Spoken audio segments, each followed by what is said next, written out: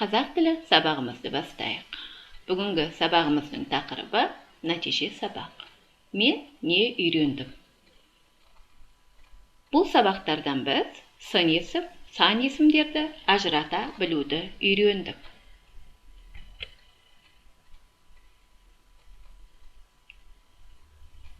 Оқулық пен жұмыс. Ертегіні мұқият тыңда. Жапырақ. Көктем келді. Аққайың бұтақтарындағы өркендерде шетінен бір жарып жапырақ жаюда.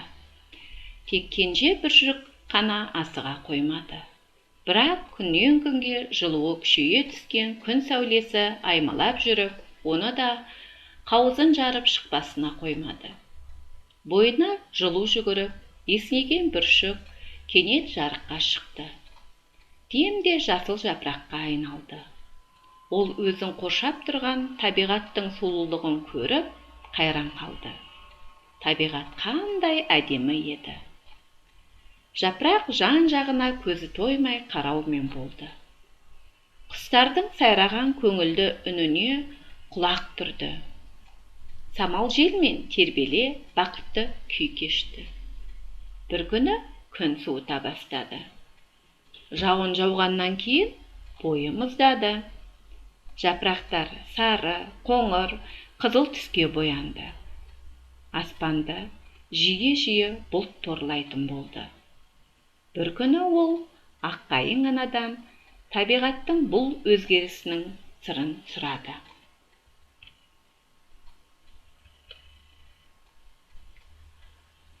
Енді осы ертегі бойынша тапсырмаларды орындайық. Ертегіні тағы да бір рет мұқият оқып шығамыз.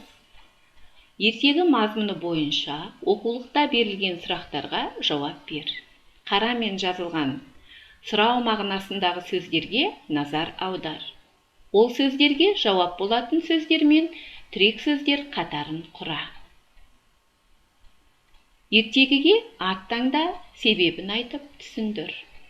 Үшінші тапсырма. Жоспарға сәйкес ертегі бөліктерін тап. Төртінші тапсырма. Осы ертегіні оқу барысында өздеріңізге түсініксіз сөздер болатын болса, мағынасын түсінбей жатсаңыздар, түсіндірме сөздіктен тауып жазамыз. Бесінші тапсырма. Ертегіден сын есімі бар сөйлемдерді теріп жазып, сын есімдерді астын сызамыз. Олардың негізгі және туынды сын есім екендігін ажыратамыз.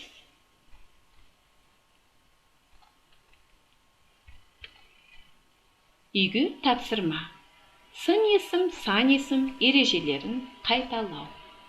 Осымен сабағымыз аяқталды. Сау болыңыз.